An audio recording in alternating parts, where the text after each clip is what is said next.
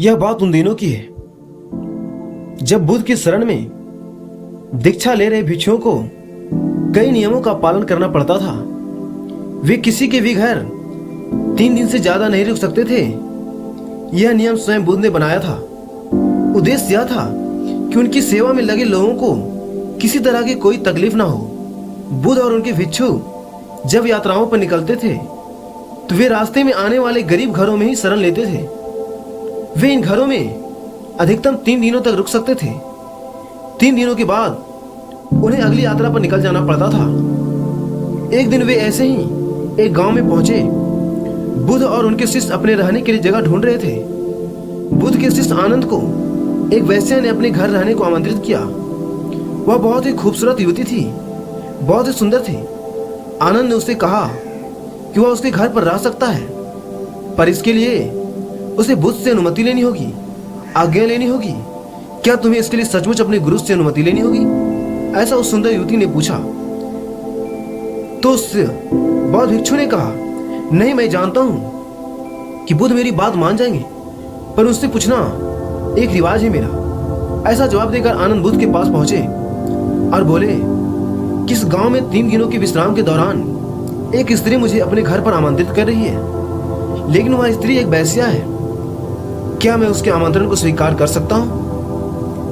आनंद ने बुद्ध से पूछा। बुद्ध ने आनंद की ओर मुस्कुराकर देखते हुए कहा, अगर वह तुम्हें इतने प्यार से आमंत्रित कर रही है तो तुम्हें उसके निमंत्रण को ठुकराना नहीं चाहिए।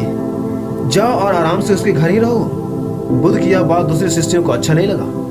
उन्होंने बुद्ध से सवाल पूछा, क्या आप आनंद को एक वैश्या के घर कैसे भेज सकते हैं? यह तो भिक्षुओं के आचरण के खिलाफ है। बुद्ध ने जवाब दिया, तुम लोग थोड़ा इंतजार करो, तुम्हें 3 दिनों में अपना सवाल का जवाब जरूर मिल जाएगा। सारे शिष्य चुप हो गए। फिर आनंद अगले 3 दिनों के लिए उस वैश्या के घर रहने के लिए चला गया और बाकी के शिष्य आनंद की जासूसी में लग गए और सारी बातें बुद्ध के कान में डालने लगे। बुद्ध मुस्कान लिए चुप बैठे थे। पहले दिन वैश्या के घर से आनंद और महिला के गाने की आवाज आई। यह बहुत नई बात थी। एक भिक्षु का वैश्या के साथ यूं गाना गाना। शिष्यों ने कहा, बस यह तो गया। पर दूसरे दिन घर से गाने के साथ नाचने की भी आवाज आने लगी। अब सारे शिष्य एक स्वर में कहने लगे, अब तो यह पक्का ही गया। तीसरे दिन तो सचमुच इन्होंने खिड़की से आनंद और उस महिला को नाचते गाते देख लिया। सबका यह अनुमान था कि आनंद इतनी मौज में है तो वह भिक्षुओं के साथ आगे की यात्रा पर नहीं आएगा। अगले दिन सभी भिक्षु कानाफूसियों के बीच एक चौक पर जमा हुए। सभी ने आनंद के आने की उम्मीद छोड़ दी थी। सभी सोच रहे थे कि वह इतनी सुंदर स्त्री का साथ छोड़ भिक्षुओं के साथ क्यों आएगा। परंतु तभी सबने आनंद को एक सुंदर स्त्री के साथ अपनी ओर आते देखा। वह सुंदर स्त्री एक महिला भिक्षु का रूप धरे हुए थी। बुद्ध उसे देखकर मुस्कुरा रहे थे, जबकि बाकी विस्मित होकर खुले मुंह से आनंद और उस महिला भिक्षु को ताक रहे थे। बुद्ध ने आनंद की पीठ पर हाथ रखते हुए भिक्षुओं को संबोधित किया, अगर खुद पर भरोसा है तो आपको कोई भ्रष्ट नहीं कर सकता, बल्कि अगर आपका चरित्र बलवान है तो आप भ्रष्ट को भी चरित्रवान बना सकते हैं। ऐसा कहते हुए बुद्ध ने वैश्या से भिक्षुक बनी महिला का स्वागत किया और सभी लोग आगे की यात्रा पर निकल पड़े।